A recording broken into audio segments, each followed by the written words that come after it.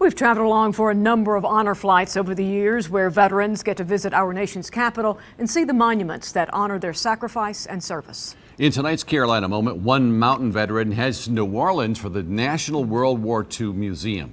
As News 13's Justin Hinton explains, it's part of the Soaring Valor program through the Gary Sinise Foundation.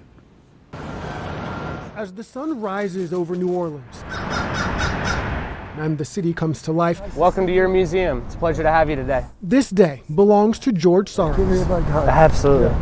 Great to see you, boss. The World War II veteran seeing the National Museum that honors his contributions for the first time. I'm wondering how they ever got that up there. Taking it all in. Gee. This is a return trip to New Orleans for George Sarros. The first time looked a lot different.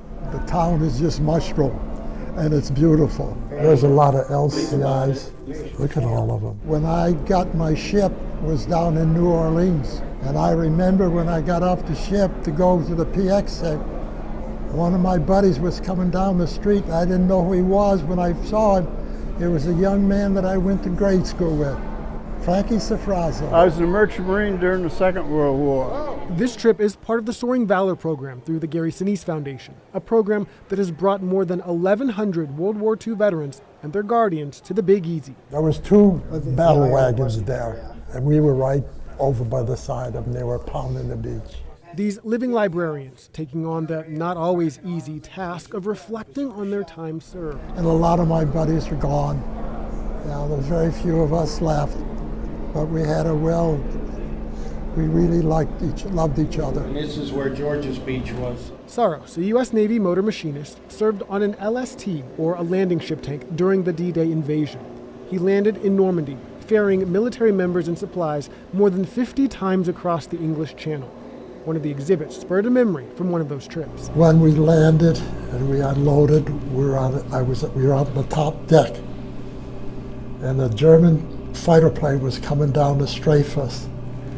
Before we knew it, there was a P-47 right on his tail, and he got him. And then I looked over, and then one of our big bombers, the wing was gone, and we were yelling, bail, bail, bail out, and they did. Now in his 90s, the significance of this trip and what this museum means doesn't go unnoticed. It is priceless.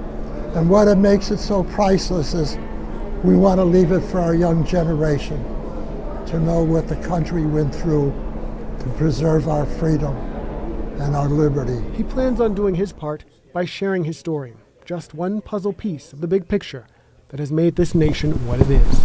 It's beautiful. I really enjoyed it. In New Orleans, Justin Hinton, News 13.